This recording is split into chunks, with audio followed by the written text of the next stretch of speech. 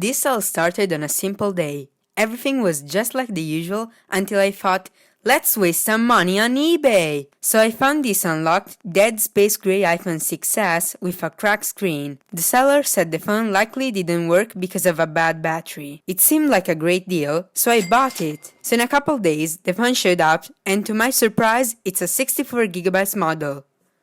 So I opened it up, popped in a test battery, and the phone immediately powered on, and there were no problems other than the battery. And it was still on iOS 12, so it would have been perfect for my iPhone collection. So I made the decision of buying a new battery, and there we go, I had a working iPhone 6s. I was just about to buy a new screen for it when it died. So this is also why I don't have any B-roll shots of this iPhone powered on. So I was wondering if maybe the issue was the new battery, which totally wasn't from Amazon. So I tested it with the same old test battery and it worked fine for about 2 hours before dying again. The third battery these iPhones had has also fried. So I came to the conclusion that this iPhone is a pile of garbage and more importantly, a waste of money, which I'm already used to, so it's not a big issue. So after doing a bit of research, it turns out this issue is caused by the TriStar, I have no idea of how it's pronounced, which manages charging and lightning devices. And the reason why this chip has failed is probably because the previous owner used a gas station charger. So to conclude this video, don't use a garbage aftermarket cable, okay? So now this said iPhone 6s will stay on display for the rest of its life. And on that note,